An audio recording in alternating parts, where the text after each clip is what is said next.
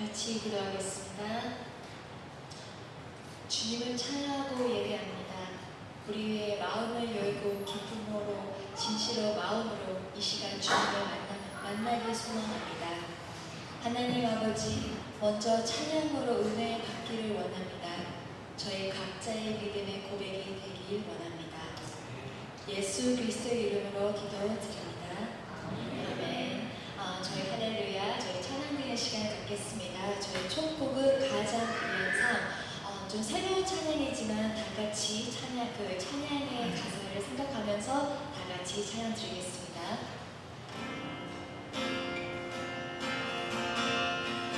아무도 모르는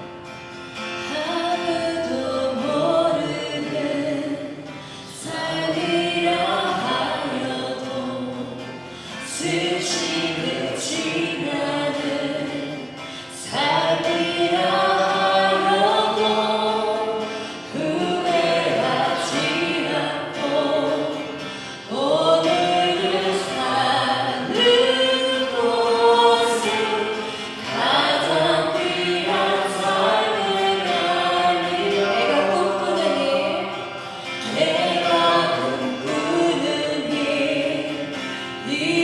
주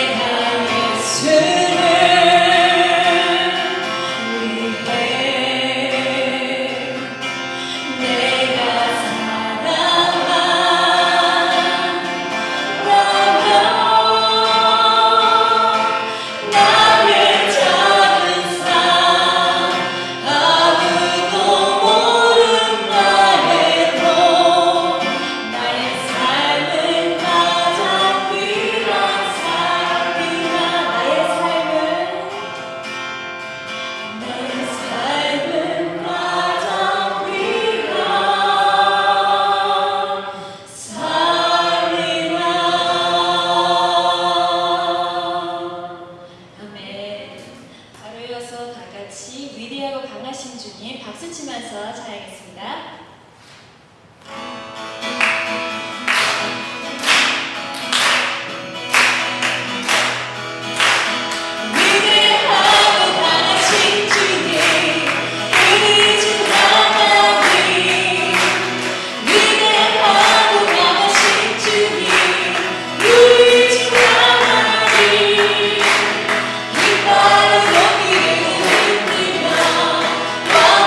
찬양해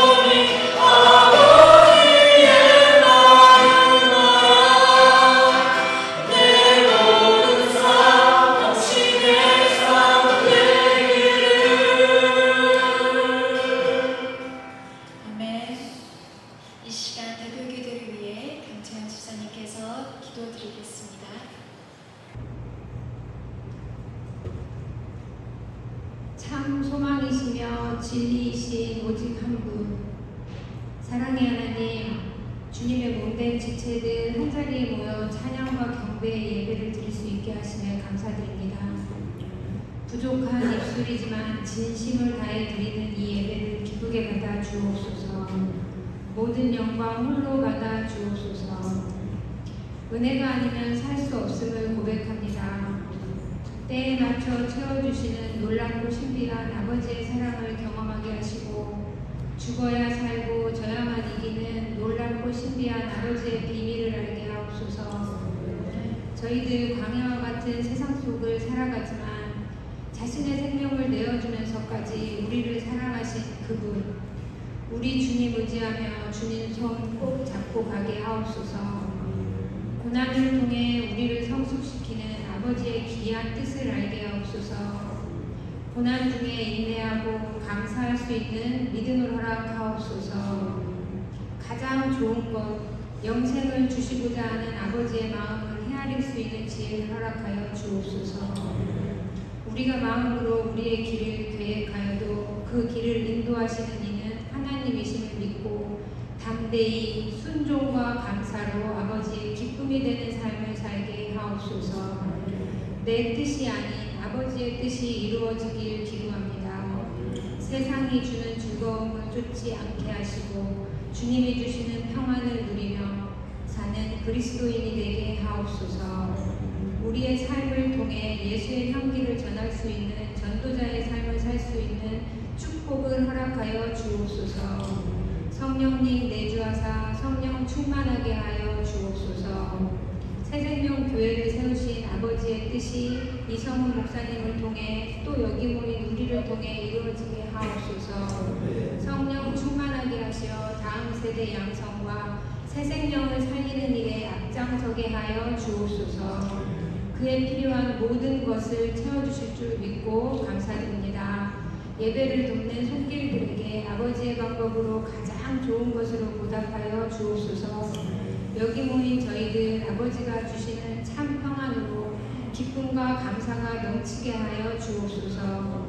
아버지의 뜻이 우리를 통해 이루어지길 기도합니다. 살아서 역사하시는 예수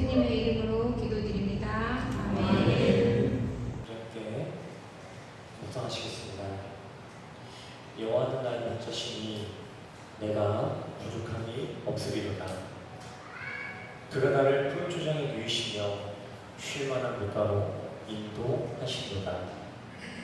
내 영혼을 소생시키시고 자기 이름을 위하여 의의 길로 인도하시도다.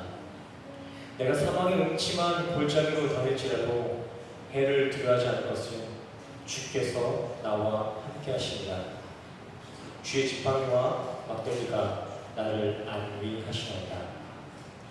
주께서 내 원수의 목전에서 내게 상을 베푸시고 기름으로 내 머리에 버리셨으니 내 장이 넘치나이다. 나의 평생의 선하심과 인자하심이 정녕 나를 따르리니 내가 여호와의 집에 영원히 거리로다. 아멘. 우리 이 시간 다 같이 일어나셔서 사도신경으로 신앙 고백하며 나가시겠습니다. 앞에 남아있는 햇빛 참조하셔서 한 구절 한 구절 기도하는 마음으로 고백하시겠습니다.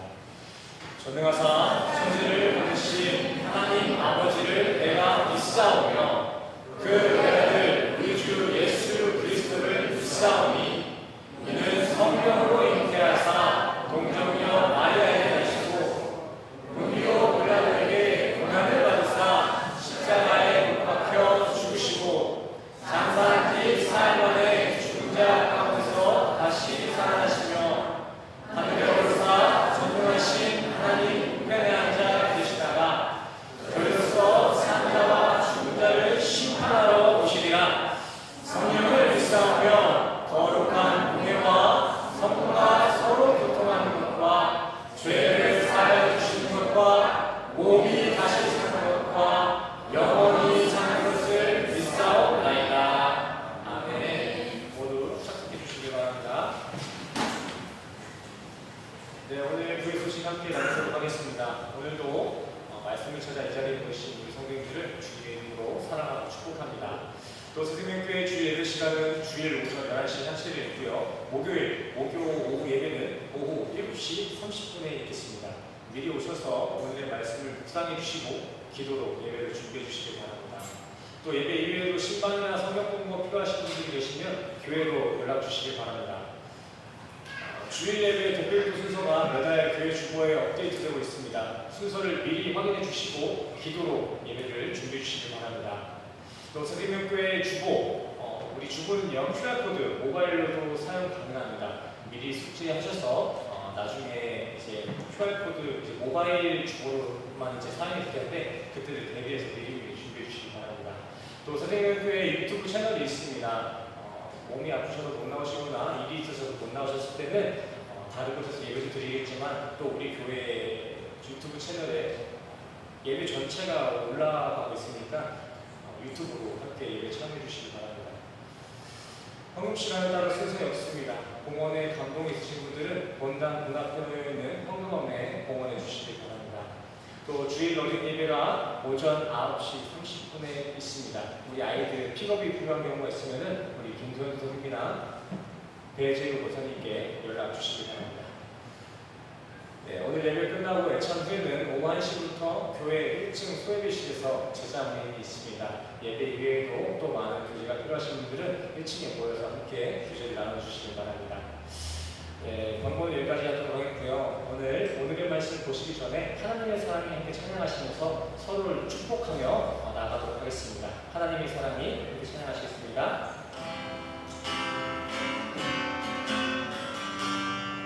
하나님의 사랑이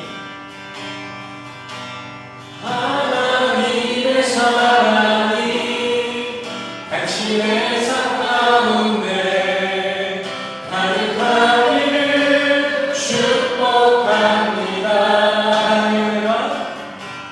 하나님의 은혜가 우리 가운데 가득하길 기도합니다. 자, 말할까요?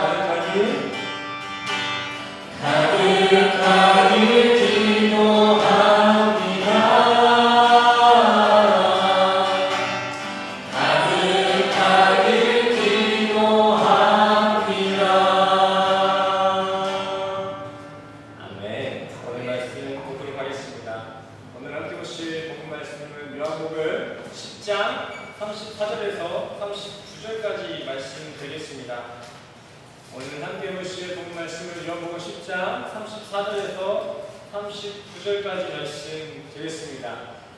작년에 한번 다뤘던 말씀인 것 같은데 오늘 다시 한번 다른 각도로 한번 오늘 본문을 교제해 보도록 하겠습니다. 우리 34절은 제가 읽고 35절 따라 교독해 주시기 바랍니다.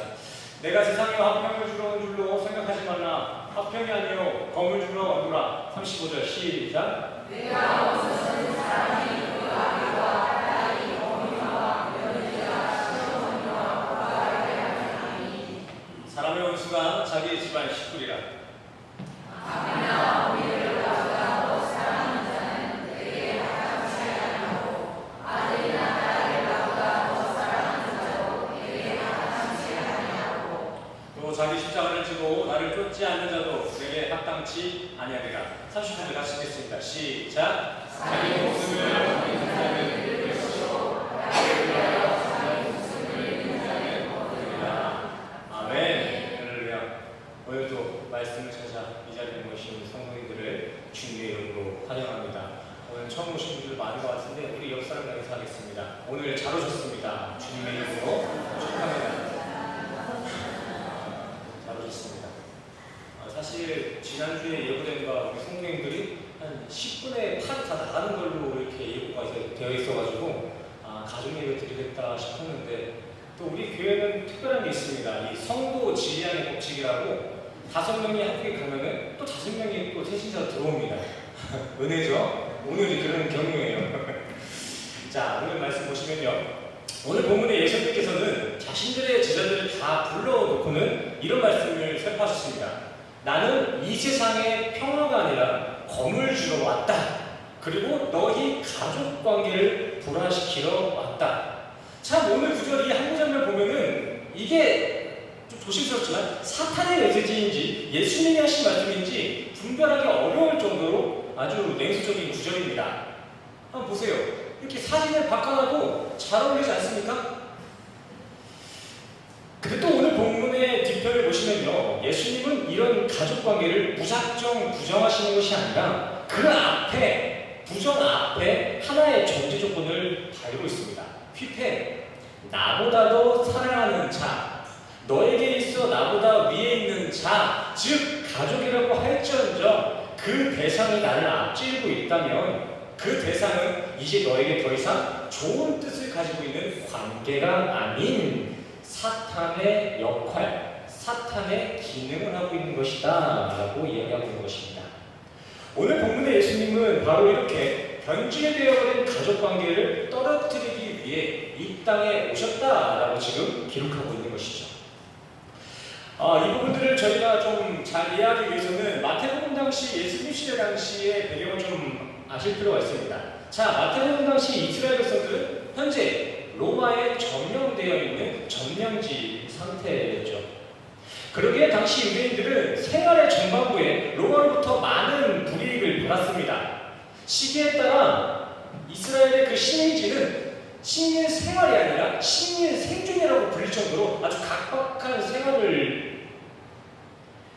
이어갔다고 하죠. 그만큼 힘든 식민 생활을 했다는 것이겠죠.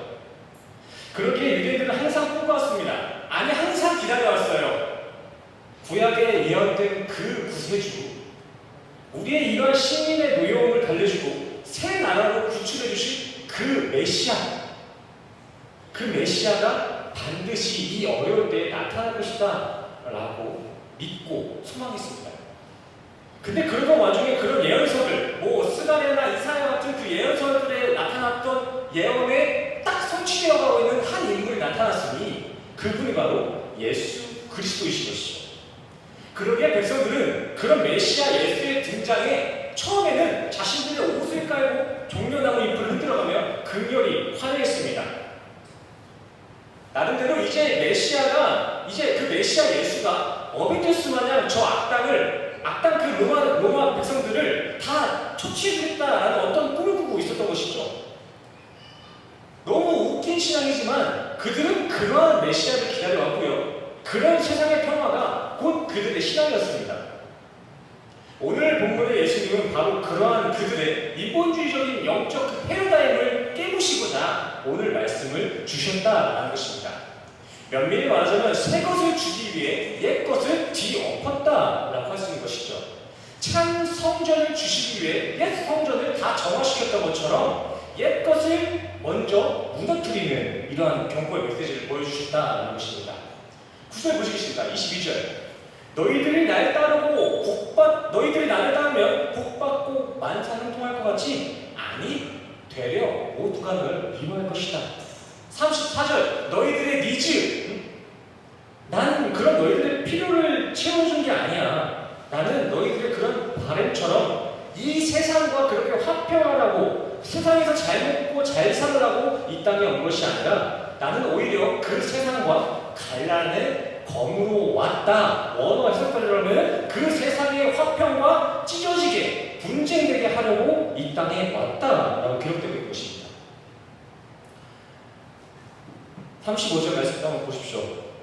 아주 절단을 내려왔다 이야기합니다. 36절 말씀을 보시면 가족이 원수다라고까지 기록하고 있습니다. 또 이 원수에 대해서는 누가복음에서는 아예 그 가족을 미워하지 않으면 날 따르지도 못한다. 내 제자가 아니다 라고까지 이야기하시잖아요. 그때 이때 우리가 기억해야 할 것은 하나님이 예수를 이 땅에 보내신 그 근본적인 이유가 무엇이었는지를 분명하게 기억하고 있어야 된다는 것입니다. 자, 성도님께 묻겠습니다. 하나님께서 굳이 예수를 이 땅에 보내신 이유가 무엇일까요? 영광 받기 위해서? 아니겠죠.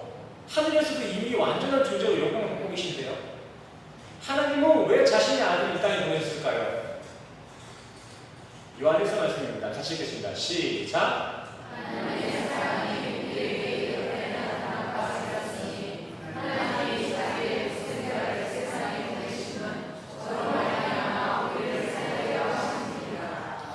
아멘.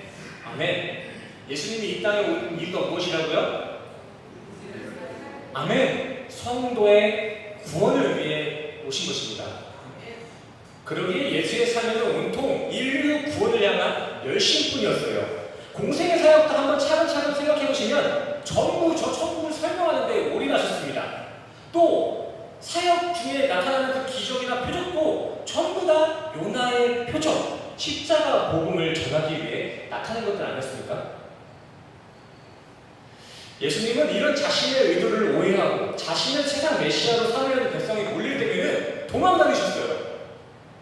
구원을 위한 메시아가 왔구나 해서 몰리는 백성들에게 도망갔다는 게 아니라 나를 그 로마로부터 해결해줄 어떤 세상의 메시아로 생각하는 사람들이 자신을 모시려고 하면은 그 자리를 떠나갔다라는 것입니다. 예수가 온 목적은 그게 아니다라는 것이죠. 또 예수님은 죽으시고 부활하고 나서 어떠한 사역을 펼치셨죠? 예수님이 부활하시고 뭐 하셨죠? 우리 같으면 그 로마 병정들을 한 대 때려볼 텐데 안 그러셨잖아요. 부활하시자마자 다시 제자들을 찾아가서 복음을 전하기 시작합니다. 왜요? 내가 이 땅에 온 이유, 내가 이 땅에 다시 부활한 이유는 너희들의 구원 때문이다 라는 사실이 있기 때문입니다. 이렇게 예수는 자신이 이 땅에 온 목적대로 천국 복음만 붙잡고 서셨습니다. 그렇다면 그런 예수님이 오늘 말씀을 전하실 때도 어떠한 목적을 두고 오늘의 말씀을 전하셨을까요? 예수님이 이 땅에 왜 오셨다고요? 성도의 구원을 위해 왔죠. 그렇다면 오늘 말씀을 전한 이유도 어떤 메시지에 근거된 메시지일까요? 성도의 구원입니다. 근데 이 구절이 어떻게 구원으로 연결될 수 있을까요? 오늘 이거를 조금 문자적으로만이 아니라 좀 다른 각도로 교제를 해보도록 하겠습니다. 자, 인간은 흔히 자신을 정의할 때 나라는 이 존재, 이 정체성을 확립시킬 때 어떠한 방법을 사용하죠?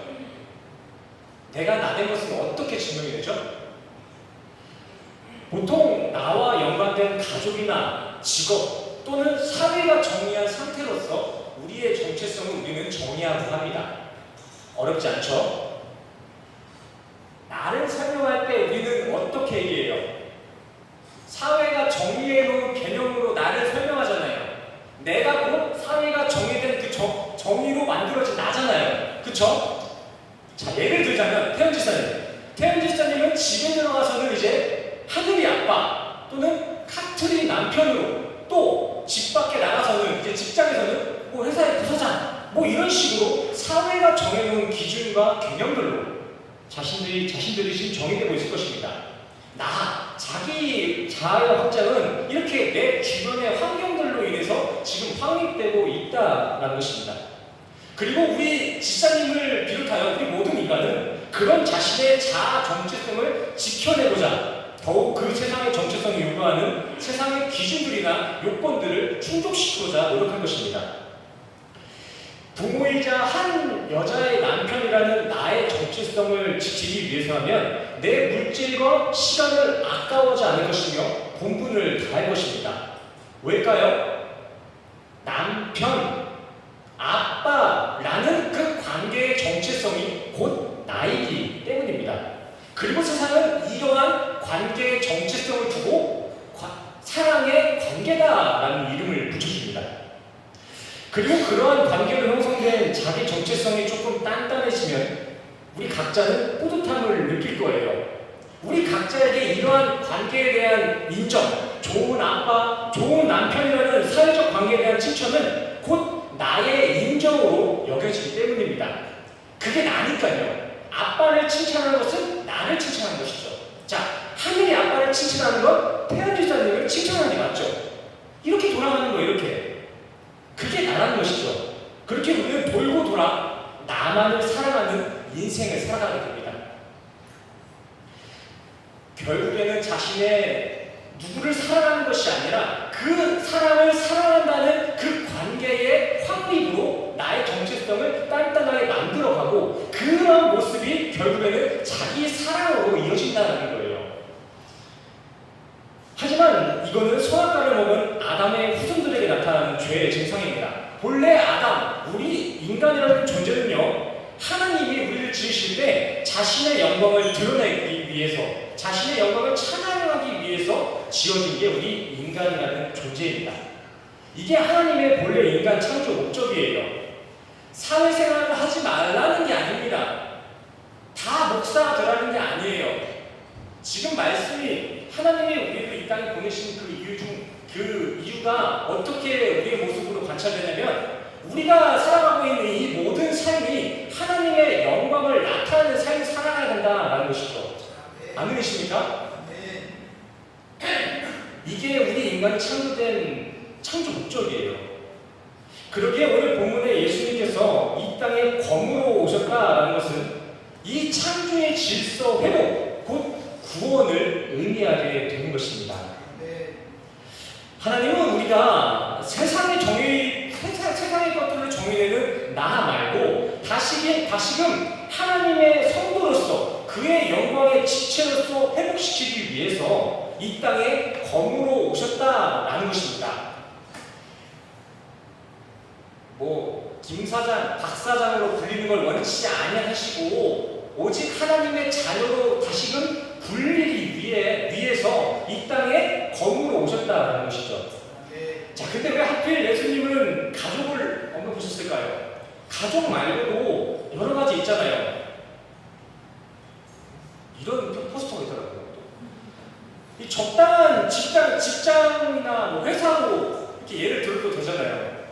너희들의 부장이 너희들의 원수다. 내가 그 회사를 부시려고 칼려왔다. 얼마나 소망이 있습니까? 이해하기 쉽잖아요, 그죠?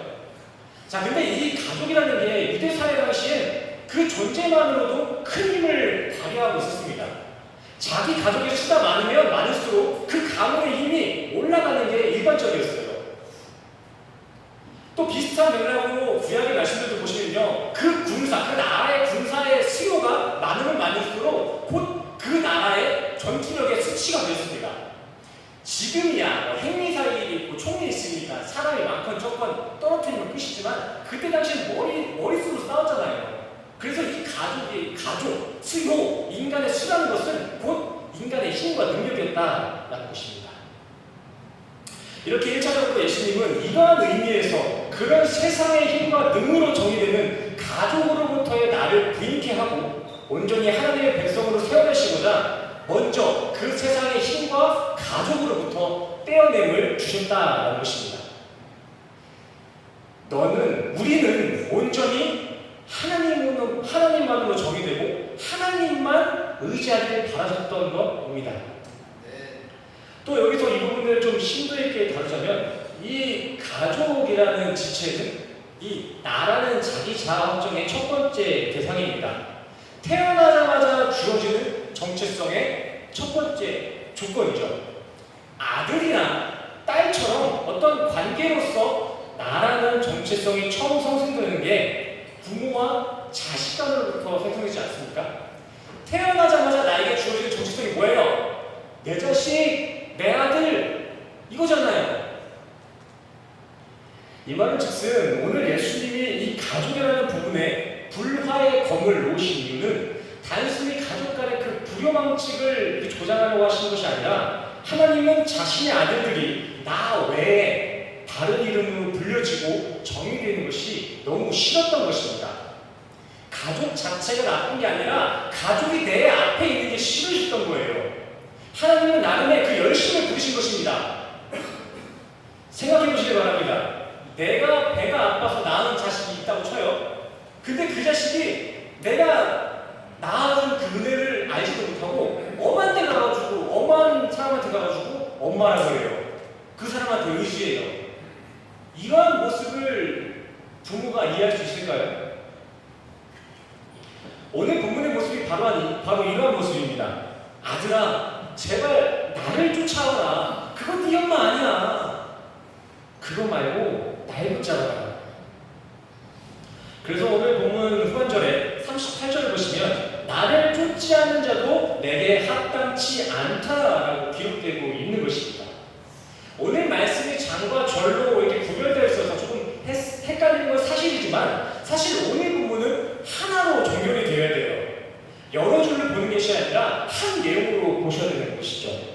한 절씩 바라봐가지고 가족은 우리 기독교인들의 원수구나, 예수는 화평이 아니라 검을 주는 거지, 이런 게 아니라 38절의 말씀에 근거되어서 아들아 내게 돌아와라, 내가 네 생명의 근원이다, 내가 네 아빠야, 이렇게 보셔야 된다는 것입니다. 이게 아버지의 존재잖아요.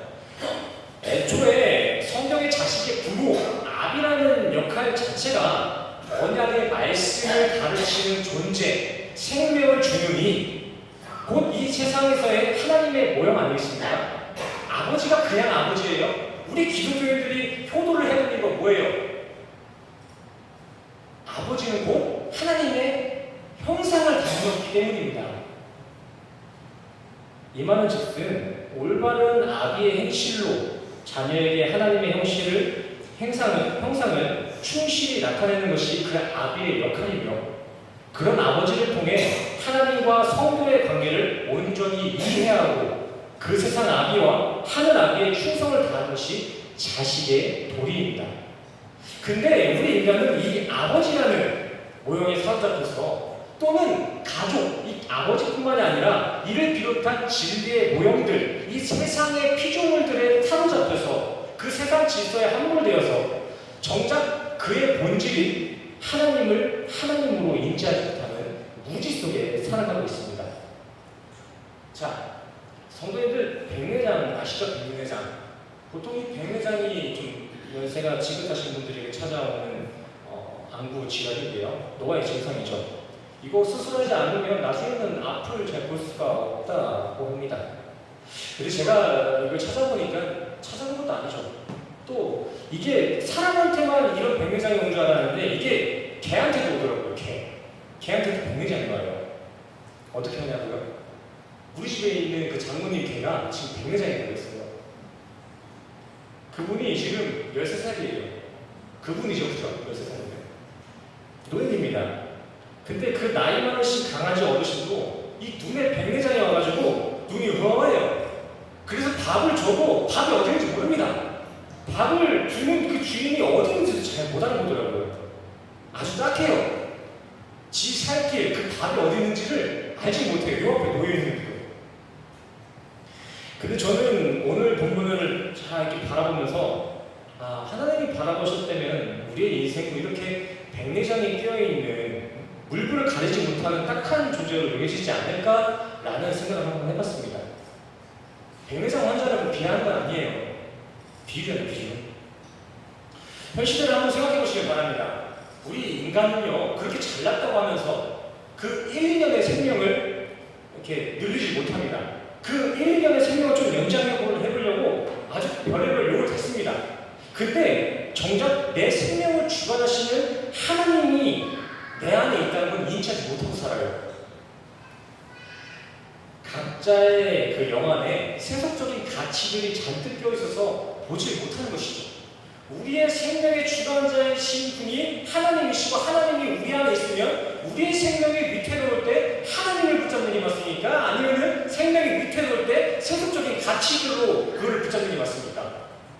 생명의 주관, 생명의 정답이신 하나님을 잡는 게 정상이죠. 하지만 우리 인간은 이 세속적인 가치가 백내장처럼 껴있어서 그 하나님이 우리 안에 있다는 것을 인지하기 어려워하고 있는 인생을 살아가고 있다는 것입니다. 이게 남 얘기 아니잖아요. 우리 얘기잖아요. 우리 얘기. 인생이 힘들다면서 정작 주님은 안 찾습니다.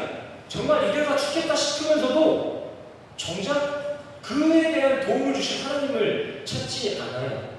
아니, 찾지 못하죠. 왜죠? 우리의 심령 안에 세상의 가치들이 너무 드글드글하기 때문입니다. 성령님의 나타나심을 지금 세속의 가치들이 안개처럼 지금 가리고 있다는 것입니다. 그래서 예수님은 우리를 구원하시기 위해 이 땅에 오실 때 말씀의 검을 들고 오셨다는 것입니다. 우리 안에 도사리는 그 백내장 같은 세속적 가치들 다 잘라내려 온전히 하나님만 남기게 하려고 검으로 오셨다는 것이죠. 예수님은 온전히 나라는 존재를 순결한 하나님의 백성으로 만들기 원하세요. 세상에서 잘 나가는 나, 어디 단체의 대표인 나, 누구의 아버지 나, 누구의 딸 나가 아니라 하나님의 백성, 이성훈, 하나님의 백성, 성도들이 되기를 원하신다는 것입니다. 그래서 예수님이 검을 들고 왔다라고 하신 거죠. 그래서 신앙생활을 하면은 생각보다 많이 아픕니다. 이 뭔 놈의 고난이 이 성도들에게만 몰빵이 된 건지 이 믿음 생활을 하면 할수록 더 힘들어요.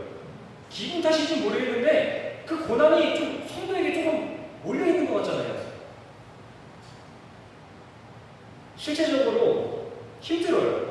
때로는 전보다 더 삶이 각박해질 때도 있습니다.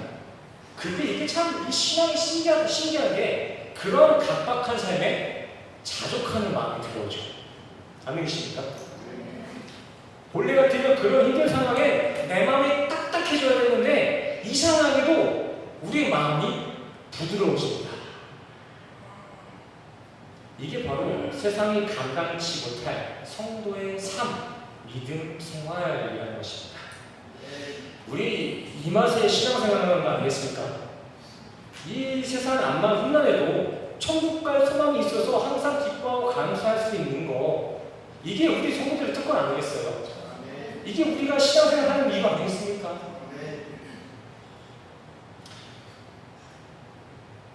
김대현 목사님만 감사하시는 것 같아요.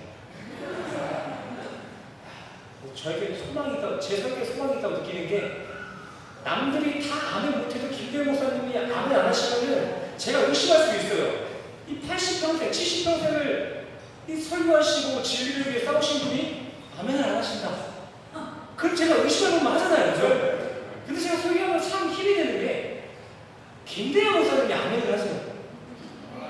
틀린 거 아니라고요. 제가 하는 말은 제가 어려서 좀 말투가 거칠어서 좀 신빙성이 없을 수는 있겠는데 집에 돌아가셔서 그 유튜브 보시면서 성경 한번 찾아보세요.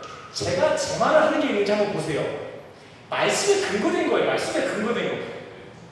화려한 언변이 안 나오는 이유도 그거예요. 말씀이 한 번만 그대로 따라 붙이려고 하니까 화려한 게 없는 거예요. 말씀이 아멘이 되길 바랍니다. 아멘. 호응해 달라는 거 아니에요. 이 설교 말씀이 성도님들의 그 진리가 되길 소망해요. 정말로. 지난 시간 실컷 나눴던 것처럼 성도의 고난에는 분명 하나님의 메시지가 있습니다. 성도에게 아무런 이유 없이 그냥 아프고 그냥 힘든 거라는 건 없습니다. 우연이라는 건 없어요. 우리 인간의 모든 순간은 하나님이 우리를 섬으로 빚어가는 협력의 과정인 것이죠. 우리가 아픈 것도 하나님이 우리를 섬으로 이끌어내는 과정입니다. 내가 사업을 하다 망한 것도, 내 아내가 아픈 것도, 내가 아파서 말할 때마다 아픈 것도, 이런 여러 가지 세상 환경 모든 것이 다 하나님의 섭리 안에 존속되어 있다는 것입니다. 잘 살고 잘 먹고 세상의 화평뿐만이 아니라 검의 성질도 하나님의 섭리 안에 있다는 거예요. 그거를 부인한다면 사탄은 신이 되겠죠. 근데 사탄은 신이 아니라 하나님의 노예입니다. 하나님의 노예. 역할이라는 것입니다. 그래서 가끔 아픈 거예요.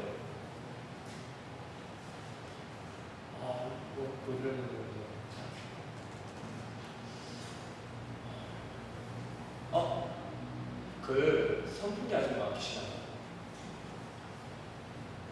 제가 원래 이 부분을 좀 마저 다루고 끝내려고 했는데 시간이 얼마 안 남아서 사진 하나 보고 마치도록 하겠습니다. 거기 사진에 보면 여자 사진 나란히 나오잖아요. 없어요.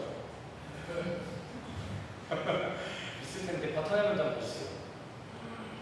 자, 모르시는 분 많을 것 같아요. 보셔야 되는데. 자, 조금 내려가지고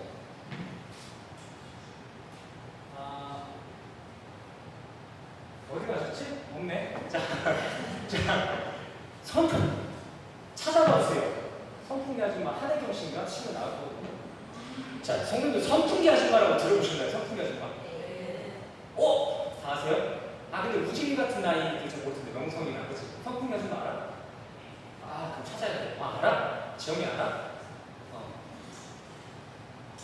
그 아줌마. 그렇게 막 보고 좋은 얼굴은 아닌데 좀 봐야 좀 이해가 될 것 같아요. 잠깐만. 안 돼요? 안 될 수 없죠. 이분이 있잖아요. 이 선풍기 아줌마가 왜 선풍기 아줌마냐면 원래 어렸을 때는 되게 아름다운 여자였습니다. 이분이. 근데 이 아름다운 여자가 이 세상의 가치에 이렇게 함몰이 되어가지고 이뻐야 내가 살겠구나라는 생각을 가졌답니다. 그래서 그 이쁜 얼굴을 가지고 있음에도 조금 더 이뻐지려고 성형수술을 하기 시작했어요. 근데 나중에는 성형을 더 할 돈이 없는 거야. 그래서 스스로 성형수술을 하기 시작합니다. 파라핀이라는 그 독물질을 넣기도 하고요. 풀거든요. 그리고 이제 여 안에 보톡스를 넣을 수가 없으니까 콩기름을 넣었어요. 근데 그 파라핀과 그 콩기름의 성분이 너무 많이 자주 들어가가지고 나중에는 콩기름이 들어간 얼굴이 이만큼 선풍기만해졌습니다. 그래서 이분이 선풍기 아줌마예요.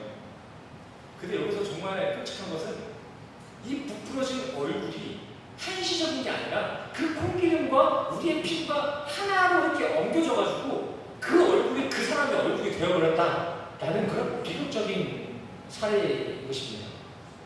이분은 이렇게 세상에 따라 살아가다가 정신병까지 알게 됐어요.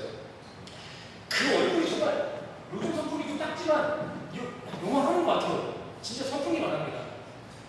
그래서 의사들은 그때 당시에 그런 신체의 비대는 비상식적인 그 신체의 비대는 사망을 불러올 수 있다. 당장 당신 죽을 수도 있습니다. 라는 경고를 할 정도였습니다. 근데 이 아줌마 살았을까요? 죽었을까요? 살았어요. 살았습니다.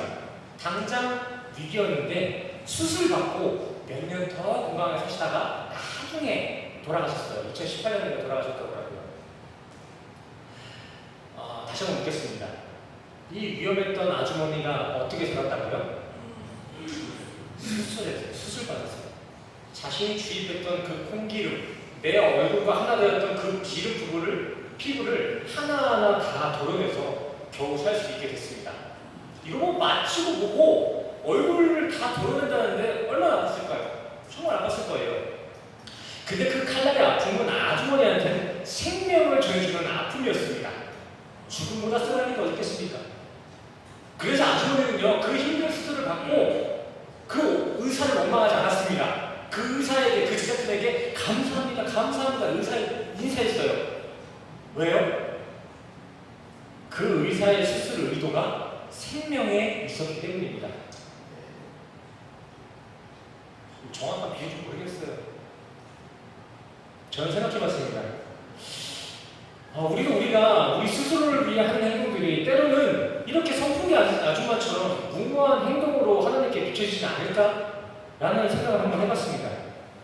내가 생각하기에는 너무 좋은 건데, 내가 판단하기에는 정말 좋다고 해서 받아들였던 것이 하나님이 보시기에는 그 선풍기 아줌마의 콩기름처럼 좀 위험한 부분이 되지 않았을까라는 고민을 해봤습니다. 만약 어떠한 고민도 없이 그냥 보이는 대로, 내 본성대로, 내 마음이 이끄는 대로 내 인생을 키워나가면 그게 정말 하나님이 바라보시기에 영적으로 건강하고 아름다운 인생일까요? 기억하셔야 됩니다. 인간의 본성, 이 인간의 실존은 신이 부패되어 있고 이성 없는 짐승과 같기 때문에 이 인간의 짐승과 같은 부패된 마음의 본성대로 따라 살아간다는 것은 사망에 이끌려 살아간다는 것과 동일한 것입니다. 우리 마음대로 살아가는 그렇게 멋진 모습 아니라는 거예요. 이것만 기억하시기 바랍니다. 성도님들 38절과 39절의 말씀과 같이 우리가 영생을 위해 쫓아야 될 것은 오직 십자가 하나일 뿐인 줄 믿습니다. 우리 안에 채워넣었을 때 그게 건강으로 비춰질 것, 정말 영적인 건강으로 소화될 것은 말씀밖에 없다는 것입니다. 그 말씀이신 예수를 우리 안에 잘 묻혔으면 좋겠습니다. 저는 우리 주성경 성도님들이 다른 거 말고 다른 건 알아서 잘하시니까 다른 무엇보다도 예수를 우리 안에 그리스도로 잘 모시길 바랍니다. 예수를 그냥 예수, 한 역사의 위인으로서가 아니라 예수를 구주요, 메시아요, 그리스도로 잘 모셔야 바랍니다. 그게 진짜 건강한 신앙, 하나님이 바라보시기에 올바른 신앙인 줄 믿습니다. 신앙생활 뭐 이것저것 표면적으로 나타나는 부분 많죠. 봉사도 있고 헌금도 있고 뭐 회개 기도도 있을 것이고 뭐 전도도 있을 것이고, 근데 결국 하고자 하는 게 이거예요. 에덴의 그 회복하는 거, 에덴을 회복하는 거, 하나님이 만든 것이 창조의 그 모습 그대로 다시 회복되는 거, 이게 신앙생활입니다. 그래서 그 신앙생활을 해나갈 때 아플 때도 있을 거예요. 근데 우리 성도님들은 기억하시고 포기하시면 안 됩니다. 이것도 하나님이 주신 생명의 수술이다. 우리 옆사람과 인사하겠습니다.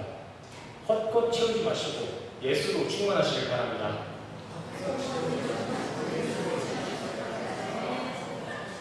우리 옆사람에게 조금 여쭤봅시다. 많이 아프시죠? 여쭤보세요. 옆사람한테. 많이 힘드시죠?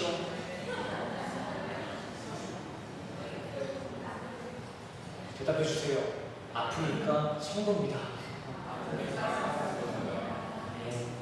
그렇다고 해서 또 앞으로 닥칠 그 아픔을 미리 걱정할 필요도 없고 너무 두려울 필요도 없습니다.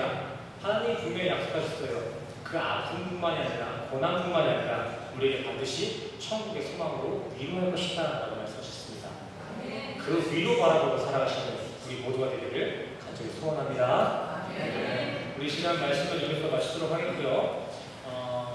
우리가 가지고 있었던 그 기도 제목들 가지고 또 말씀을 통해서 우리에게 허락하신 그 기도의 제목 가지고 우리 시간 기도하며 나가시겠습니다. 먼저 아버지의 마음 함께 찬양하시겠습니다.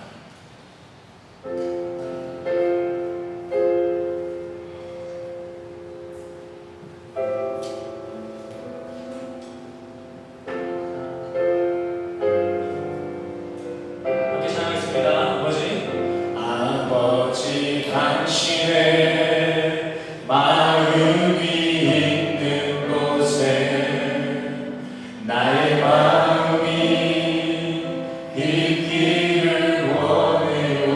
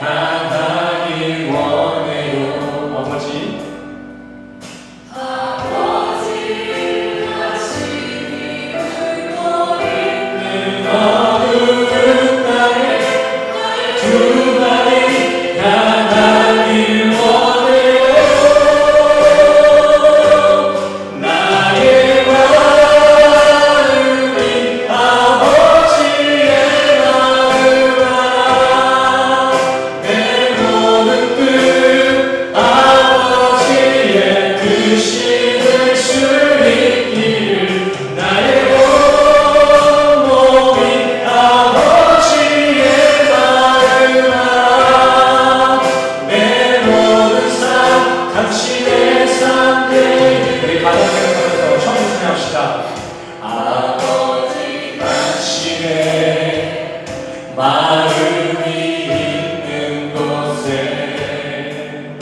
나의 마음이 있기를 원해요. 아버지 당신의 눈물이 보일 곳에 나의 눈물이 보이길 원해요. 아버지 당신의 바라보는 영혼에게 나의 두 눈이 향하길 원해요. 아버지 당신이 울고 있는 거를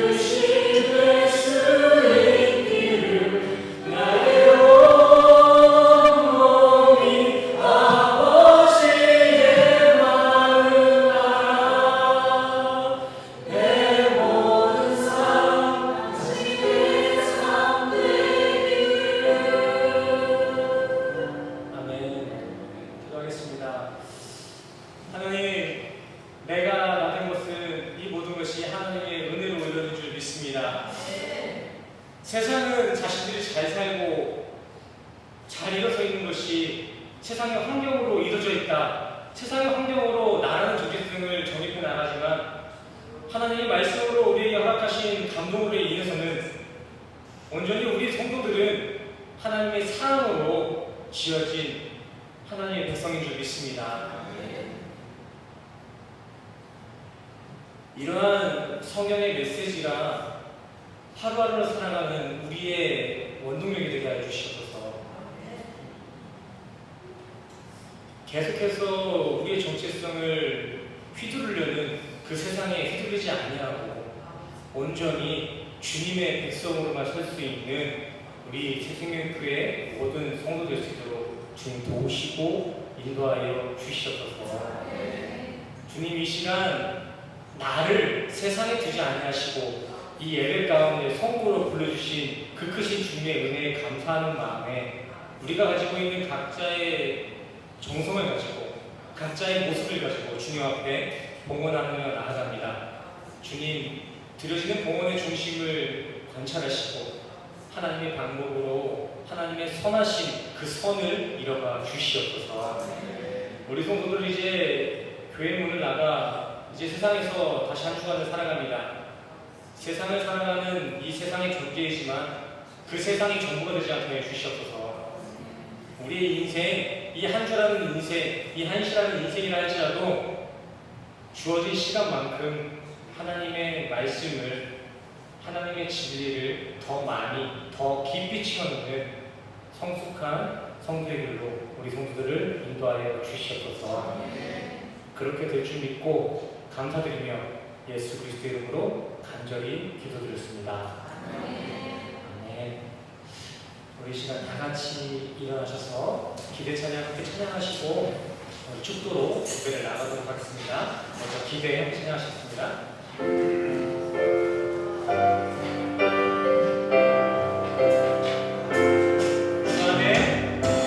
주 안에 우리 하나 모습은 달라도 예수님 한 분만 바라네. 사랑과 선행으로 서로를 격려해 따스한 의복으로 가리. 주님 우리 안에 함께 하시니 형제자 외에 기쁨과 슬픔 느끼네. 내 안에 있는 주님 모습 보내 그분 기뻐하시네. 믿음으로 고백합시다. 주님 우리를 통하여서 주님 우리 통해 계획하시니 부족한 입술로 찬양하게 하시니 주님 우리 통해 계획하시니 너를 통해 하시니.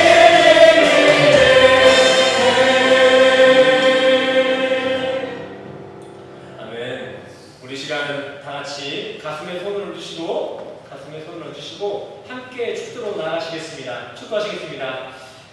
지금은 우리 주 예수 그리스도의 은혜와 십자가로 확증하신 하나님의 사랑과 또 하나님의 영이신 성령님의 교통하심이 오늘 이 시간 온전히 하나님의 백성으로 서기 위해 이 자리에 모인 우리 모든 성도들의 머리 위에 지금부터 영까지 함께 하시기를 간절히 축원합니다.